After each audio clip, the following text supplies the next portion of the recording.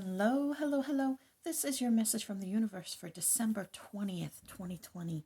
This is the rune Tewaz. Now, Tewaz is the rune of the warrior, the spiritual warrior. And this spiritual warrior, the battle is always with one's self. It really speaks about having the ability and the energy to cut away those pieces of us that no longer serve. And this rune is really about focusing that energy. When we look at the life that we've had, it takes deep contemplation to dig in to all the burdens that we have been carrying for such a long time. It takes super deep contemplation to even figure out where those things are. But when we don't deal with them, they can cause conflict in our life. The past causes conflict with the future because of what we went through back then. We are interfering in our own relationships or our expectations of our relationships because of the conflicts from the past rattling over onto the present. We are looking at our past and using it as a marker for what will happen now or what will happen in the future. And when we do this, we have already set ourselves up in a cycle that doesn't end. It is time for us to recognize that. Now, it's interesting because today I've told you that I grab my crystals and I bring them over, and I don't know what the reading is going to be. They say, grab this one, grab that one, grab that one. Well, today they had me grab an extra one. And this is my time crystal. And it has an extra little, I don't know if you'll be able to see it, but it has right in this space here an extra, like a parallelogram on it. And that indicates it's like chronos, like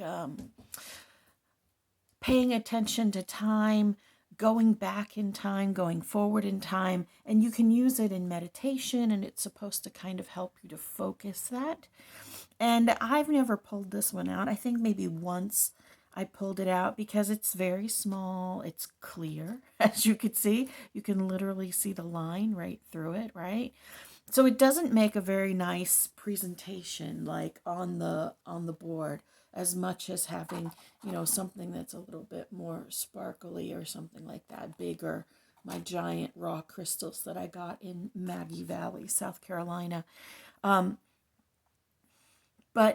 it was super important that I put it on here, and I didn't know why until I stuck all these cards down here together.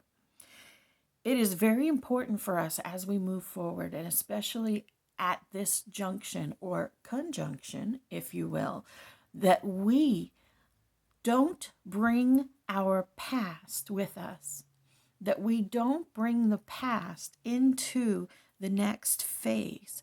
We cannot keep looking at our past and all of the burdens that went with it and living in that life. We cannot use that past to then create where we are. We can't use that past to expect the conflict that's coming now. While there are many beliefs, we'll say beliefs in psychology and psychological, pop culture leaders like Dr. Phil, who says past behavior is the best indicator of future behavior. This is true. However, it is our duty. It is our goal.